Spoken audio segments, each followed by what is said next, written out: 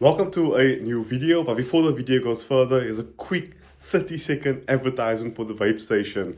We are giving away a La Crusette pot. So if you use code POT when checking out online, in the description below is the link. And if you use code POT when buying in store, you stand a chance to win a 10,000, to the value of 10,000 Rand La Crusette pot. Congratulations to all our prior winners here on the YouTube channel. I hope you guys are enjoying your wins. So yeah, enjoy the video ahead.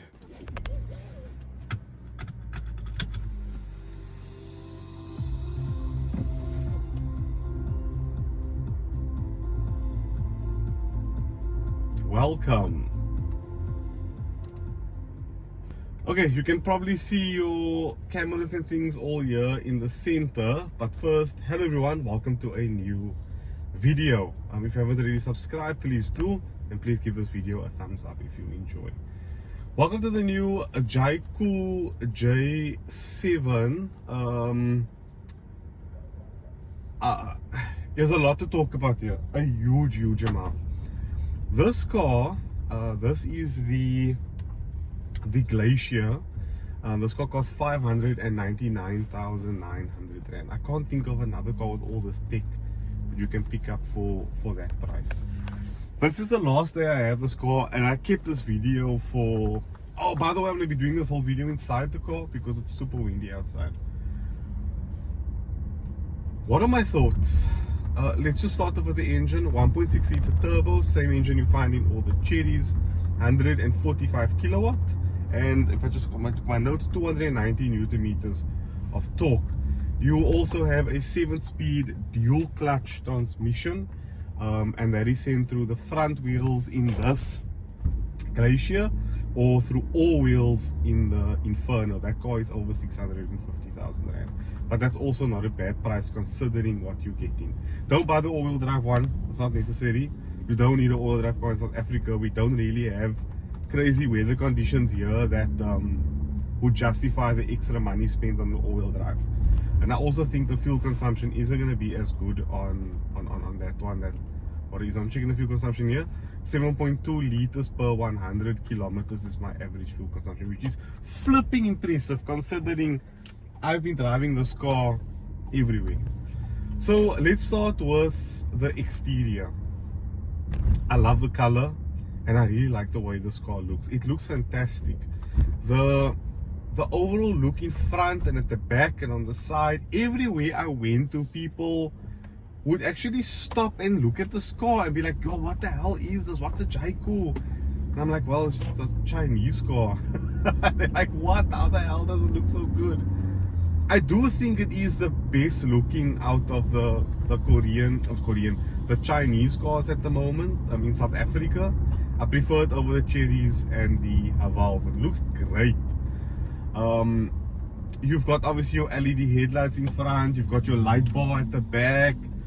It's got every modern exterior feature possible. So even like little pattern lights at night when you climb out of the car. So everything you can think of, the technology on the outside you have. And if you try and find that in another car at this price, you won't. You just won't. Interior booty is pretty big. If you fold the rear seats down as well, you've got a massive full-size spare wheel, not a space saver, not a stupid gel you point to the tire, a full-size spare wheel as well. Rear seats also lots of legroom, cup holders in the center, ISOFIX points, USB ports, fully loaded at the back. And in front, we have this massive wow factor, which is this 14.8 inch touchscreen, and it is a treat to behold. It looks fantastic. I mean, you swipe up for your seat controls, which is, you can see I had to touch twice there. Guys, I apologize if you hear me like I started with congested. I think I am getting sick, so I might be bedridden from tomorrow and onwards if I can't control this, what's busy overcoming me at the moment. You've got your ventilation, your HVAC controls. Guys, you've even got an ion particle cleanser in this car. So if you turn it on, you can ion air purification system. and you'll see there little animation pops up. You can see on this camera here what that animation looks like. I really like the tech inside this car. It is astounding at this price point. You've also got a 8-speaker Sony sound system. I don't think there's a center speaker there. Honestly, if there is a center speaker, I really can't hear what it's doing. So that might not be a working center speaker on this car. But the sound system sounds really nice. I'm actually really impressed. And you've got your other features as well, like a wireless charger, cup holders, a driving mode selector in the center, so sport, eco, and normal. I just leave it in normal. And also the overall design inside here is really impressive. I mean, there is no denying that the Chinese can do a wow factor, and a lot of South Africans are really won over by that wow factor. Are there any downsides to this interior? I would say longer seat time. My bum kind of goes numb in the car. The headrest is completely unusable. Like I don't, that's super uncomfortable for me. And I can't bring the headrest forward as well. Other design elements, the touchscreen can be very difficult to use while driving sometimes. There's no volume knob. So to use the volume knob, you need to swipe down and then adjust the volume knob on the sound system. You've got your hill descent control, your touch control over here, and your shortcuts. And you've obviously got you're on top, you have a USB port and also a micro SD card that you can record your forward facing view. So basically a live camera that's recording to a stick, so like a what would you call that thing? Driving camera. I forget the name of it now. In the center, you've got hard controls for your power of the screen. If I press it over there, you can see I turn the screen off. And then you've also got your demister for the rear window, your aircon, and also your warning lights. On the steering wheel, very, very tricky. You've got these very hard to see buttons when the sun's shining on it and you're wearing sunglasses. You've got your automatic driving function with lane keeping assist, and it can steer itself. Adaptive cruise control, auto emergency braking. On the right, you've got your volume skipping of songs and also your voice control. Open the driver's side window. Oh, I've opened all the windows. Close all the windows.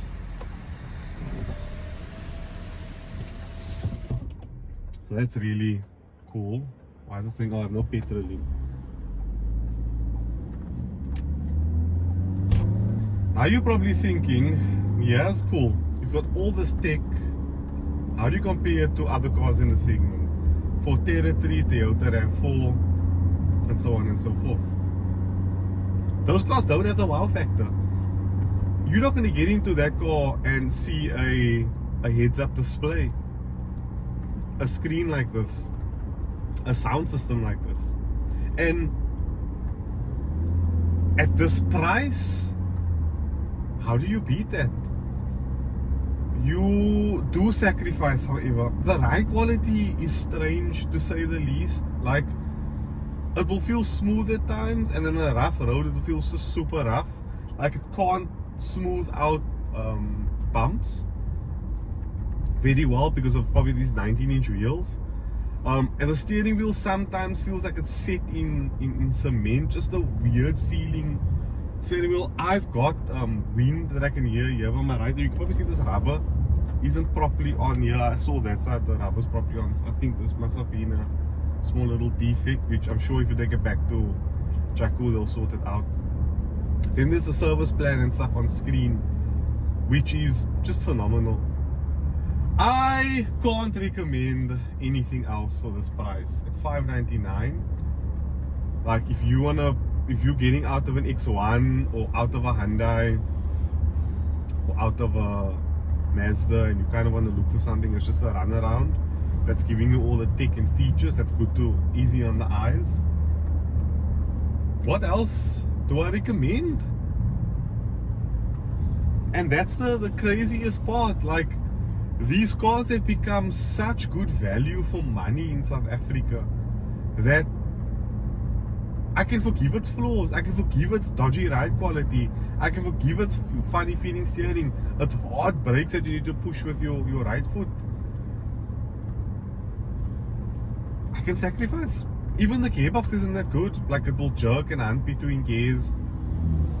Chinese car manufacturers also don't seem to invite me to launches, because I think I do point out the flaws which a lot of other motoring journalists skip here in South Africa, because I see the reviews are very positive and I'm like, no, it's not positive. Cars must have downsides. All cars have downsides. This car, however, I can't complain about the downsides because of the price. Like, I feel stupid complaining about the downsides because of how good the packaging is for what you're getting. So yeah, I hope you guys enjoyed this video of the Jaecoo J7. Do I recommend it? Wholeheartedly I do. If you have problems, I'm sure Jaecoo will have it solved. If you don't recommend Chinese cars, or you do recommend Chinese cars, please let me know in the description of this video, and take it from there. So yeah, thank you guys all so much. Okay, so this part of the video you can forward to this section over here if you don't want to see this, but I'm going to answer your questions on the Jaecoo J7. So I've asked a few questions on my YouTube channel, what would you guys like to know, and these are some of the questions that came up here on the YouTube video. Number one, Brendan says, at Brendan9563, if something goes wrong, how long will you wait for parts? Why are these brands on the increase for hijack and theft? Is it reliable? Is the build quality good? How's the after sales support? So I've spoken to 5 Chinese car owners in the Cherry group who's had issues, and according to all of them, their problems were solved within the week. I don't think those problems were quite big. I think it was more software issues with the touchscreen, and I also know that someone had a brake disc or something like that issue. It was also solved quite quickly. Apparently the Chinese car manufacturer in South Africa has quite a lot of spare parts that's currently here in Africa for people to supply and to fix their vehicles. Obviously hijacking and theft will go up because the more popular something is, the more in demand it is. So that was inevitable, and we are in a country where the minute something is popular, it gets stolen because then it can be broken up for parts. Is it reliable? I don't know. This Jaecoo is way too new to know if it's going to be reliable. We will only know in 6 months from now what the consumer reports were. Is the build quality good? So far, yes. Everything feels nice. Let me see. Yeah, there's a bit of creakiness here and there, but overall build quality is pretty decent. After sales support, I have spoken. Those 5 people has gone on to say they are quite impressed, and the dealerships communicated pretty well with them as well. I can't mention their names or the dealerships they went to because I can get sued for that. Yusuf Peterson says, how's the interior material, seat panels, mats, and so on? So let me see if I can just open up my camera quickly. We did do a test now there. So I mean, look at this screen. You need to wipe. I carry a cloth because I have to wipe the screen off every time I try and use it. But solid, it creaks a bit, but solid. The gear lever is flipping weird to use. There's a touch button, a scroll button in the center for eco mode, normal mode, and whatnot. Quite a clear touchscreen over there. These buttons are a bit confusing to use, but yeah, build quality. Look at this nice soft touch there. You can even adjust the section over here. Yeah, sunroof. That's also nice. You can adjust the seat like on a Hyundai. Yeah, everything seems pretty nice in the car. Overall feel of everything is quite nice. I must say I am very impressed with the overall material usage inside this car. I hope that answers your question, Yusuf. Review the P500 and Tank 500. Okay, will do. Jason, build quality, special features, tech, maintenance plan, warranties, price point and value for money versus other cars. So I've covered a lot of here: running costs, fuel economy, general wear and tear, cost of warranty like tires, brakes, suspension, bushings. Parts pricing, I do not know. However, tires you can get, they're probably around 1,200 rand for this car. Brakes, I'm not too sure. Fuel economy, let's have a look. We are doing, okay, hold, okay, to close. We're doing 7.9 liters per 100 kilometers. Tech, let's switch again to camera. So we have a touchscreen here, our climate control. Obviously have our Apple CarPlay, Android Auto, our radio, our vehicle center, with all the information, with all your things. You can even change the interior lighting, which is here on the doors, to different colors. That's really cool. Just see. And then you can also, obviously in your climate control, you've got your seat settings, so you can go heated or cooled, or seats over there. You even got an ion air, so to clear the air in the car. You've also got your navigation. I mean, look at this, that's not bad at all. Full sat nav over here that's built into the car. No, I don't want to go anywhere.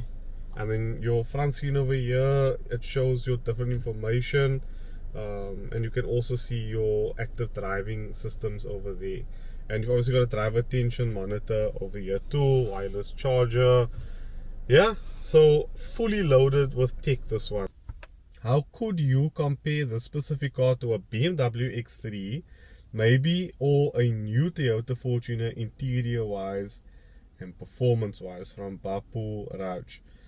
I would say the new X3 is far too expensive to compare to this car. I mean, it's just over R1 billion for a new X3, or just under. And also the performance on the X3 is more impressive here. This is only 145 kilowatt. The Toyota Fortuner and this, you also can't compare. It's way more expensive, the Fortuner. And also the Fortuner can go places this thing will never be able to go. That's just a fact. The Fortuner is going to be way more rugged off-road if that's what you do. But if you're dawdling around town, picking the kids up from school, going to the shops, going to work, this is a more pleasant place than a Toyota Fortuner. I'm not going to lie. It feels way more upmarket, which is crazy. Hope you guys enjoyed this video. Hope you guys enjoy the next one, the BMW M4. I'm actually looking really forward to that. See you guys in a bit.